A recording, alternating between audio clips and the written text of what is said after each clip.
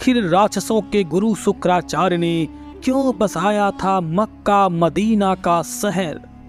जी हाँ दोस्तों, एक ऐसी कथा जिससे आज तक आप अनजान हैं। हम आज बात करने वाले हैं राक्षसों के गुरु शुक्राचार्य के बारे में, और ये भी बताएंगे कि आखिर शुक्राचार्य ने क्यों इस्लाम धर्म की स्थापना किया था। मित्रों, इस्लाम एक ऐसा धर्म है जिसके बारे में लोगों के बीच कई ऐसे सवाल हैं जिसका ठोस जवाब आज तक नहीं मिला। क्या आपको पता है कि इस्लाम धर्म में क्यों लोगों को दफनाया जाता है? क्यों हिंदुओं की तरह इनका दाह संस्कार नहीं होता? आखिर क्यों मांसाहार खाना इनके लिए इतना जरूरी होता है? और क्यों भाई बहन आपस में ही विवाह कर लेते हैं? क्या है इस धर्म की असली सच्चाई? इन सभी सवालों के जवाब को जानने के लिए चलिए आपको ले चलते हैं आज इस्लाम धर्म के रहस्यों से भरे उस गली में जहां से आकर सभी खो जाते हैं, और वहीं से हम आपको जवाब निकालते हैं। सबसे पहले जानते हैं मित्रों कि आखिर इस्लाम धर्म आया कहां से। दरअसल इस सवाल का जवाब जानने के लिए हमें रामायण की एक कथा पर गौर करना होगा। रामायण काल में जब भगवान श्री राम अपनी सेना के साथ रावण के पास आकर राक्षसों का वध कर देते हैं, उसी के साथ रावण भी मारा जाता है। तब सिर्फ शूर्पणखा का ही वध नहीं किया गया था, बल्कि लक्ष्मण जी ने युद्ध से पहले उसकी नाक जरूर काट दी थी, जिसके बाद से ही शूर्पणखा अपने चेहरे पर कपड़े से छुपा कर रखती थी। रावण की मृत्यु के बाद शूर्पणखा राक्षसों के गुरु शुक्राचार्य के पास चली गई और जंगल में उन्हीं के आश्रम में रहने लगी। राक्षसों का वंश खत्म ना हो इसलिए शुक्राचार्य जी ने शिव जी की घोर आराधना की और शिव जी शिवलिंग के रूप में वहां पर प्रकट हो गए। तभी महादेव ने अपने स्वरूप शिवलिंग को शुक्राचार्य को देते हुए कहा कि जिस दिन कोई हिंदू इस शिवलिंग पर गंगा जल चढ़ा देगा, उस दिन राक्षसों का विनाश हो जाएगा। तब तक जो राक्षसों का वंश है इसी तरह से चलता रहेगा। अब शुक्राचार्य चाहते थे कि कोई भी हिंदू उस शिवलिंग तक ना पहुँचे और राक्षसों का वंश भी कभी खत्म ना हो। इसीलिए डर की वजह से शुक्राचार्य ने उस शिवलिंग को हिंदुओं से दूर रेगिस्तान में स्थापित कर दिया, जो आज अरब के मक्का मदीने में स्थित है। और इसलिए कहा जाता है कि मक्का मदीना में एक शिवलिंग भी है जिस पर गंगा जल चढ़ाने से पृथ्वी पर पूरी तरह से काया पलट हो जाएगी। तभी तो किसी हिंदू की मक्का मदीना में एंट्री बैन है। इसके पीछे भी एक कारण है। असल में ऐसा कहा जाता है कि अगर कोई भी हिंदू मक्का मदीना में इस शिवलिंग पर गंगा जल डालेगा तो राक्षसों का पूरा वंश पूरी तरह से विनाश हो जाएगा। अच्छा, तो अब बात करते हैं दोस्तों शूर्पणखा का।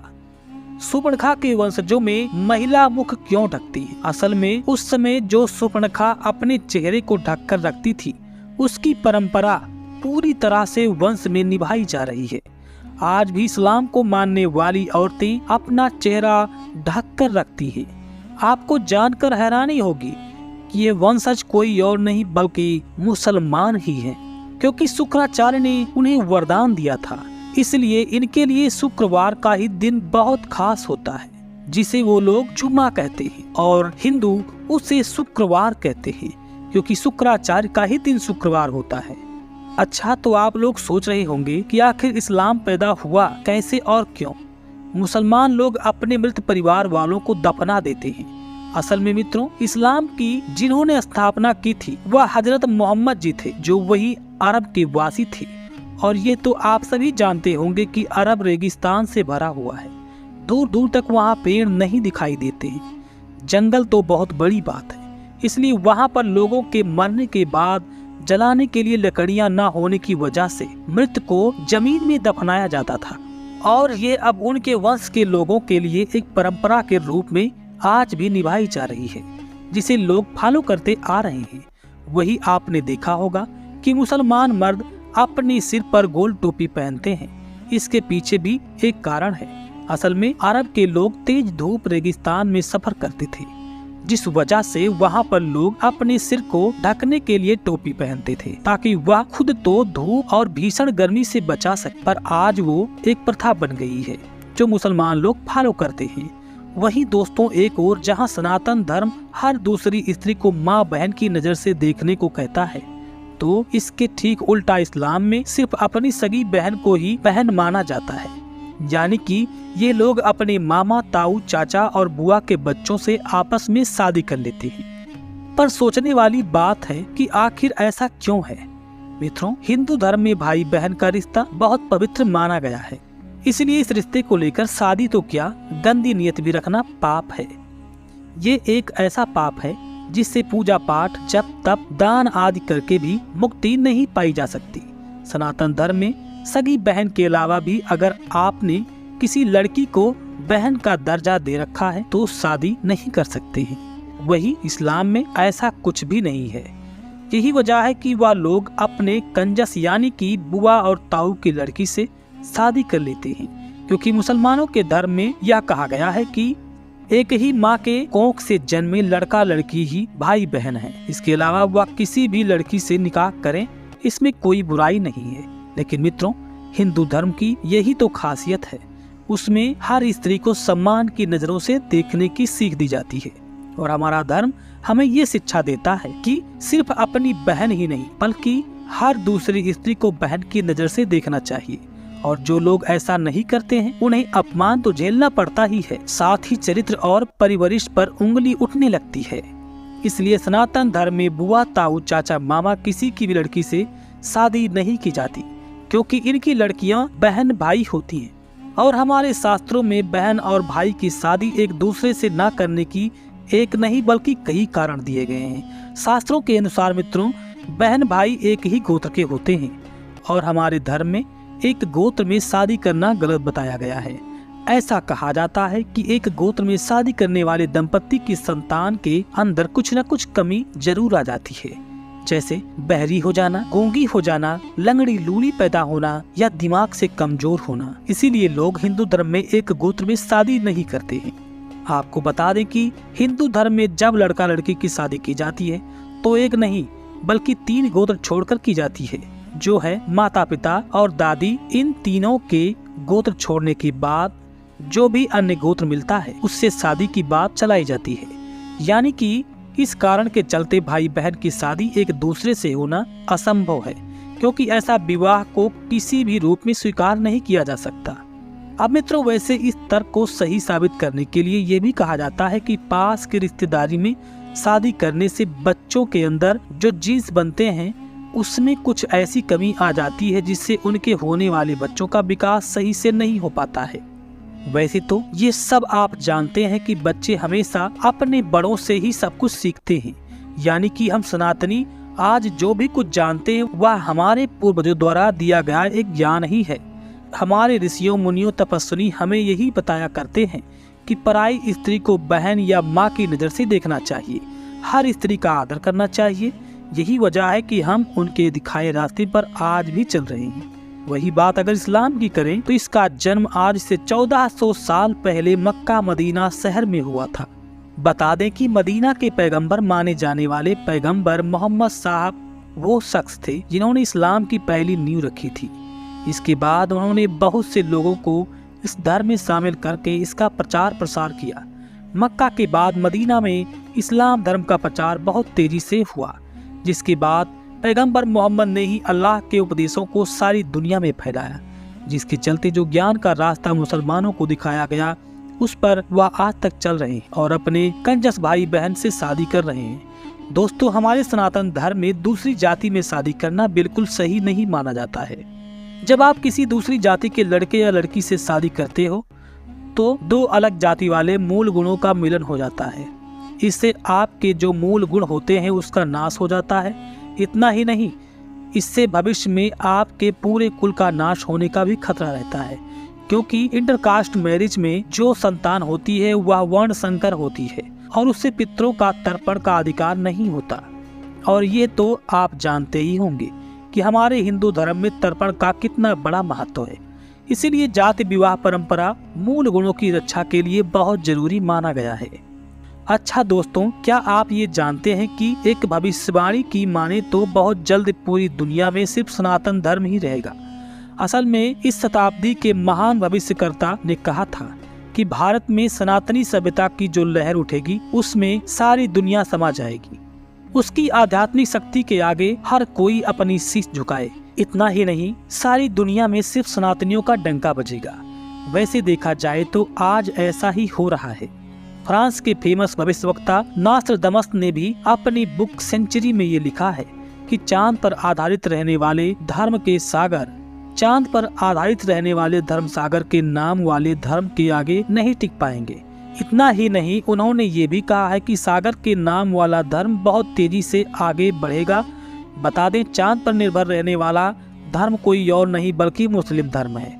इतना ही नहीं, धरती पर जितने भी सागर हैं उसमें से सिर्फ हिंद महासागर के नाम पर केवल एक ही धर्म है और वह है हिंदू धर्म। दरअसल सनातन धर्म का मतलब है शाश्वत धर्म, जिसका कभी अंत ना हो, जिसका कभी जन्म हुआ ही ना हो, जिसका कभी मृत्यु होता ही ना हो, जो हमेशा से रहा है और हमेशा रहेगा, जिसके आदि अंत का किसी को कुछ पता ही नहीं।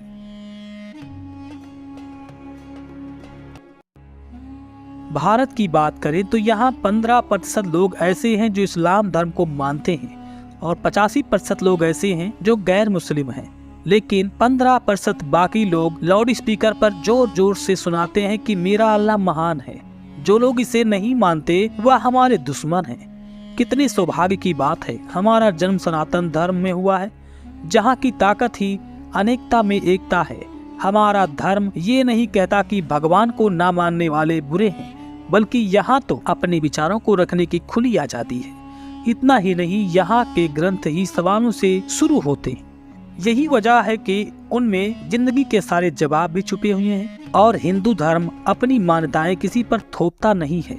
मित्रों, यही वजह है कि यहाँ भगवान शिव के उतने ही भक्त हैं जितने श्री कृष्ण और हनुमान जी के।